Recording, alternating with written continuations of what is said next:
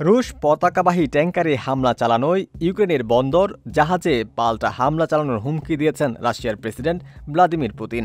এছাড়া দেশটিকে সমুদ্র থেকে বিচ্ছিন্ন করে দেওয়ার হুঁশিয়ারিও দিয়েছেন তিনি।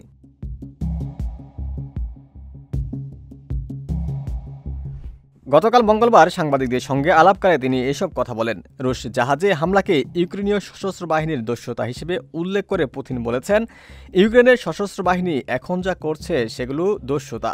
রাশিয়া প্রথমে ইউক্রেনের বন্দর ও সেখানে আসা জাহাজে হামলা চালাবে।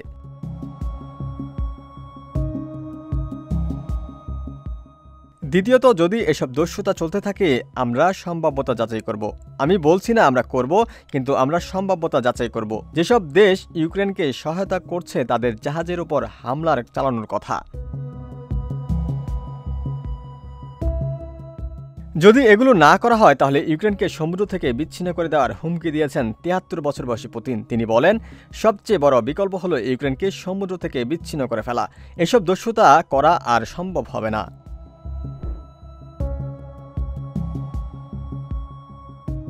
তিনি আরও বলেন, আমি আশা করব ইউক্রেনের সামরিক নেতারা, তাদের রাজনৈতিক নেতৃবৃন্দ এবং যারা এসব হামলার পেছনে জড়িত আছে তারা ভাববে এগুলো করে কোনো লাভ আছে কি না। গত ২ দিনে রাশিয়ার অন্তত ৩টি ট্যাঙ্কারে হামলা হয়েছে। সামুদ্রিক ড্রোন ব্যবহার করে এসব জাহাজ ক্ষতিগ্রস্ত করা হয়েছে বলে জানিয়েছেন ইউক্রেনের গোয়েন্দা সংস্থার এক কর্মকর্তা।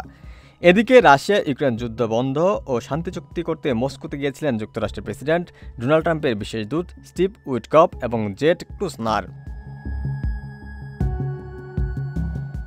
গতকাল মধ্যরাত পর্যন্ত ৫ ঘণ্টাব্যাপী তারা আলোচনা করেন। তবে এই আলোচনা ফলপ্রসূ হয়নি বলে জানিয়েছেন ইউরি উসাকোভ। ওমর ফারুক, ঢাকা প্রকাশ।